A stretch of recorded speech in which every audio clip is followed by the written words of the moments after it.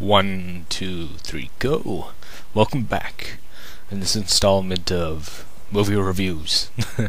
This is going to be mostly off the cuff. I've not written anything down, so this is basically from memory.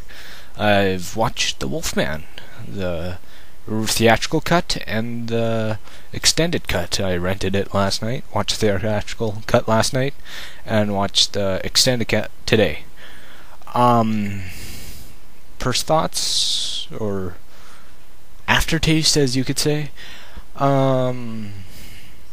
It's good. It's not all means bad. It's decent. It has a lot of good things going for it, but I should get into the plot first. The plot synopsis. This is going to be a new rule for me, starting now. If it's a good movie, I'm not going to spoil it. If it's a shitty bad movie, like, say, Transformers 2, or anything of that regard of level of abomination and retardedness, I'm going to try to explain the plot as best I can, because it's going to be really hard because I'm not fluent in fucking moron. The plot is Lawrence Talbot, stage actor, has found out news that his brother has gone missing. The news was delivered by his soon-to-be sister-in-law, Gwen. Forget her last name. Anyway, he goes back to his long-lost home of Blackmore, England. He's from England, but he was shipped out to America when he was a young boy. His father, John Talbot, is a strange man who he's estranged with, and together they're going to try to figure out what happened to his brother Ben. That's basic plot, and it picks up after there. You know, the occasional thing, he gets bit, he tackles with a werewolf, whole thing. It works like that. But I'm going to tell you a few strengths and weaknesses, just a few details that we already know. The werewolf in itself is a classic kind. It's basically just a hairy, muscular man with claws. I'm not a big fan of this werewolf type. This is probably one of the earliest forms of werewolf you've seen on cinema. It is. This is a remake of the 1941 film, which I haven't seen, sadly. I'm not a big Universal monster movie fan. Probably the most times I've seen those movies were the Christopher Lee films of the Universal Golden Age, but I'm more into the 1980s slasher super horror monster flicks, such as the Freddy movies, Jason, Chucky, and the like. I like the 80s. That was my heyday of horror movies. But this film feels a tad confused. It doesn't know what it wants to be. It's not at all scary. It's slightly suspenseful, but it's a long build-up until we see any werewolf. We do see flashes of the werewolf that bites Lawrence, Guillermo del Toro's character. But that's about it. We see like flashes and shadowy body shapes and stuff like that. The gore is fantastic in this film with the fights. I'm really happy to see that this is how a real werewolf should be. Instead of the Twilight, just transforming into a wolf. A werewolf is bipedal when it walks, and it goes on all fours when it runs. That's what I believe. And should have a humanoid-like physique, such as having, chest puffed out. You see the apex and all that, with which I thought was getting off topic, or it's kind of on topic. It's still Universal monster movies. Back in 2004, we got Van Helsing, which got mixed reviews, but I did really like the werewolf. I thought the werewolf was fantastic. Ever since I was a child, that's what I think a werewolf should look like and be. Just big, and just giant long snout, and just intimidating looking beast. Who it kind of looks like you ever play Alter Beast on the Sega Genesis, like that. But what else can I say?